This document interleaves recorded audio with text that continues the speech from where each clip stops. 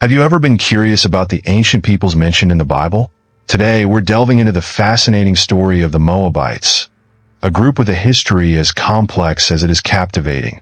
Picture a tale of survival, divine judgment, and unexpected redemption. This is the story of the Moabites, whose origins are as startling as their lasting influence on biblical history. Far from being just a footnote in Scripture, the Moabites play a significant role in the unfolding narrative. As we journey through their history, we'll discover surprising connections to key biblical figures, uncover archaeological findings that illuminate their culture, and explore how their story intertwines with the lineage of Jesus Christ himself. But before we unravel this intriguing tale, consider this. What if the Moabite story begins with an account so scandalous it might make you question its place in the Bible? Brace yourself, because the origin of this ancient people is about to challenge everything you thought you knew about biblical genealogy. The tale of Moab's birth may be uncomfortable, but it's crucial to understanding God's complex plan for humanity. Let's turn to Genesis 19, where we find a narrative that is both shocking and significant. The cities of Sodom and Gomorrah have just been destroyed by God's judgment. Lot, Abraham's nephew, escapes with his two daughters to a cave in the mountains. In their isolation and desperation, believing they are the last people on earth, Lot's daughters make a misguided decision. They get their father drunk and on consecutive nights lie with him. The result? Both become pregnant. The older daughter gives birth to a son named Moab, the forefather of the Moabites. You might wonder why such a disturbing story is in the Bible. It serves several purposes. Firstly, it highlights the depths of human depravity and the consequences of living outside God's design for family and sexuality. Yet, it also demonstrates God's ability to fulfill his purposes even through human failure. Despite its shameful beginnings, the Moabite lineage eventually leads to Ruth, who becomes the great-grandmother of King David and an ancestor of Jesus Christ. This reminds us that God's grace can redeem even the most broken situations.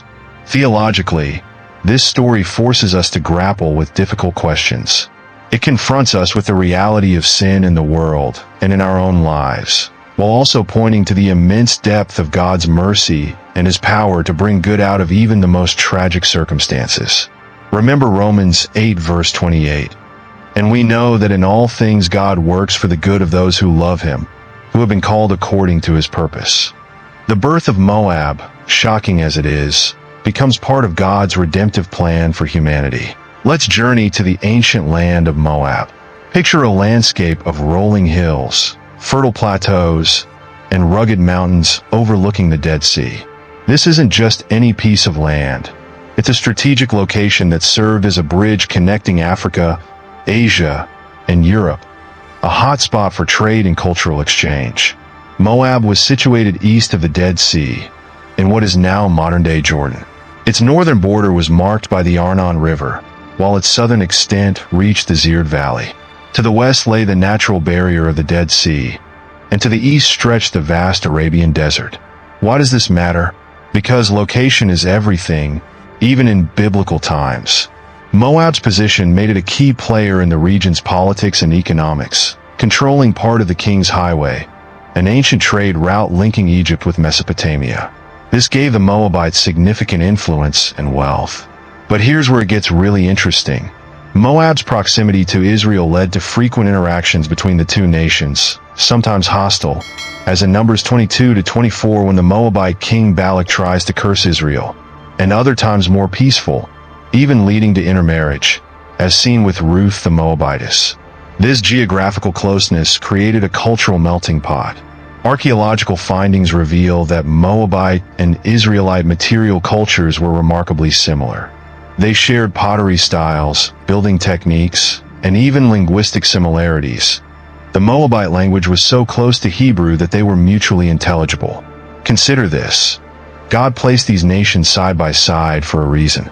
In Deuteronomy 2 verse 9, God commands the Israelites not to harass the Moabites, saying, "Do not harass Moab or provoke them to war, for I will not give you any part of their land." This proximity forced both nations to grapple with questions of identity, faith, and coexistence. The story of Moab reminds us that our spiritual journey often involves navigating complex relationships with those who are different from us. Just as the Israelites had to learn to live alongside the Moabites, we too are called to engage with our neighbors, even when there are cultural or religious differences. Now, let's uncover some archaeological insights into Moabite culture. The ground beneath our feet holds secrets that bring the biblical narrative to life in ways you might not have imagined. One of the most significant discoveries is the Mesha stele, also known as the Moabite stone. This 9th century BC inscription, found in 1868, provides a Moabite account of events also described in 2 Kings 3. It mentions the Moabite god Chemosh, and even references the house of David, offering extra-biblical evidence for the Davidic dynasty. This remarkable artifact shows us that the Moabites had a sophisticated writing system and a complex religious worldview. But that's just the beginning.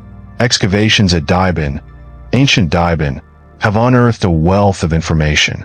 Archaeologists have found beautifully crafted pottery with intricate designs, demonstrating the Moabites' artistic skill. These artifacts aren't just aesthetically pleasing. They offer windows into daily life, showing what the Moabites ate, how they stored food, and how they traded with other nations.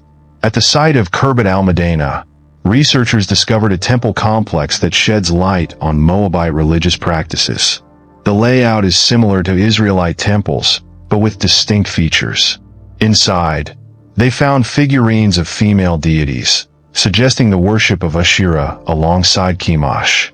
This aligns with biblical accounts of Moabite polytheism, such as in 1 Kings 11 verse 7, which mentions Solomon building a high place for Chemosh.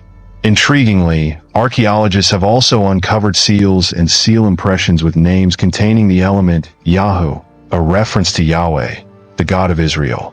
This suggests that some Moabites may have worshipped or at least acknowledged the Israelite God.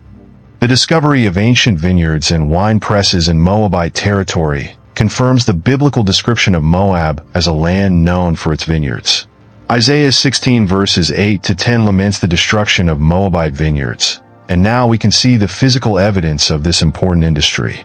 The relationship between Moab and Israel is like a tumultuous family drama, filled with conflict, reconciliation, and unexpected twists.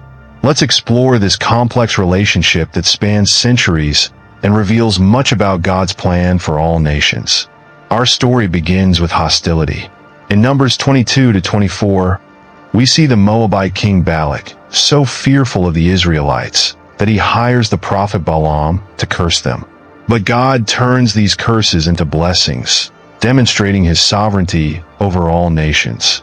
This sets the tone for a relationship marked by tension and divine intervention. During the time of the judges, this hostility escalates. Judges 3 verses 12 to 30 tells us about Eglon, the king of Moab, who oppressed Israel for 18 years before being defeated by Ehud. This period of conflict shaped both nations' identities and their perceptions of each other. But here's where it gets interesting. Despite this history of animosity, there were instances of cultural exchange and even acceptance. The book of Ruth provides a beautiful example. Ruth, a Moabite woman, not only integrates into Israelite society, but becomes the great-grandmother of King David. Her famous declaration, "Your people will be my people, and your God my God," Ruth 1 verse 16, shows the potential for cultural and spiritual bridge building. Archaeological evidence supports this idea of cultural exchange. Moabite and Israelite pottery styles are remarkably similar, suggesting trade and mutual influence. The discovery of Yahwistic names in Moabite inscriptions indicates that some Moabites may have worshipped Yahweh, the God of Israel. However, the relationship wasn't always peaceful. In 2 Kings 3, we read about a major conflict between Israel and Moab. The Moabite king Mesha rebels against Israelite control, leading to a brutal war. The Mesha stele, discovered in 1868, offers the Moabite perspective, boasting of victories over Israel and the dedication of captured Israelite lands to Chemosh, the Moabite god. This inscription is one of the most significant archaeological finds related to Moab. as it provides an extra-biblical account that corroborates and adds depth to the biblical narrative. As we move to the time of the prophets, the relationship takes another turn. Isaiah 15 to 16 and Jeremiah 48 contain oracles against Moab, prophesying their downfall due to pride and idolatry. These prophecies reflect not only the political realities of the time, but also the spiritual implications of Moab's actions. Yet, even in judgment, there is a hint of mercy. Isaiah 16 verse 5 speaks of a throne established in steadfast love, a possible reference to the Davidic line, hinting at the inclusion of the nations in God's redemptive plan. The relationship between Moab and Israel is a microcosm of the broader biblical theme of God's interaction with the nations. It reminds us of the tension between judgment and mercy, between conflict and reconciliation. It challenges us to see God's hand at work in the complexities of international relationships, both in ancient times and today. As we reflect on the Moabite-Israelite relationship, let's consider how we interact with those who are different from us. Are we more like Balak, trying to curse our enemies? Or are we like Ruth, seeking to build bridges of understanding and faith?